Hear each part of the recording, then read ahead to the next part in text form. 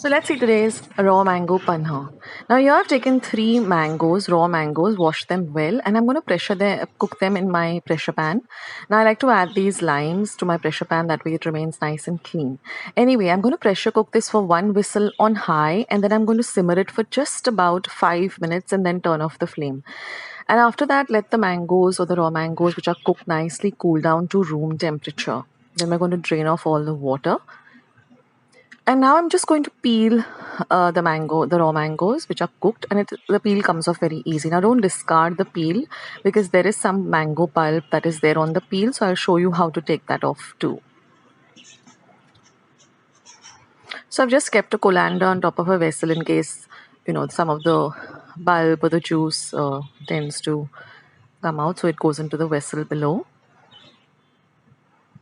So don't overcook these raw mangoes, just simmer them. So now I'm just going to take a spoon like this, and I'm just going to take out whatever cooked pulp is there attached to the peel, and then you can discard the peel. So we have to try and get as much mango pulp as we can.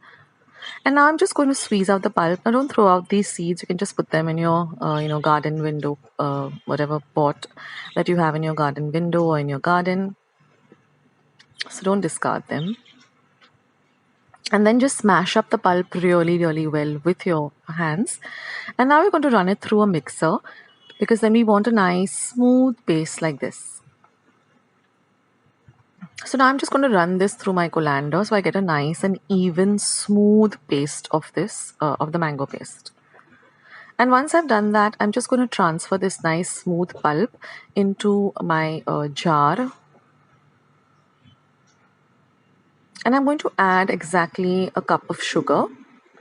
And I'm going to mix this in really, really well till all the sugar, mixes in well. Now I'm going to add half a cup of water because that makes it easier. So I'm just going to rinse the mixer pots, whatever pulp is there, I can use that.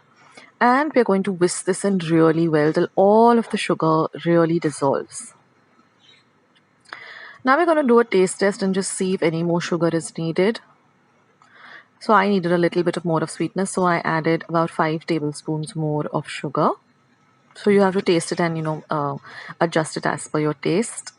So basically you have to have this sweet and sour element. And again mix everything till all of the sugar dissolves. So this is going to be our concentrate of the panha that we're going to be making now.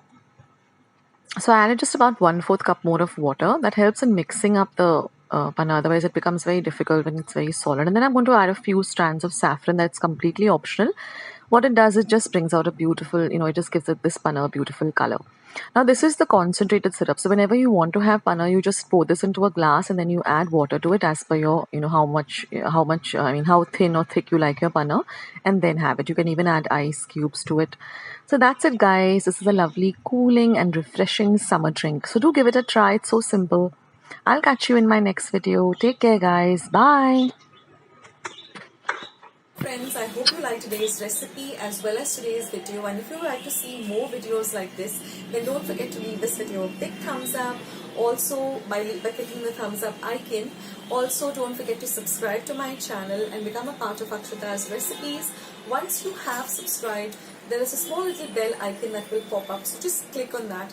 That way, whenever I put up a new recipe or a new video, you get a message for the same. So on that note, I'll say bye and I'll catch you in my next video sooner than you think.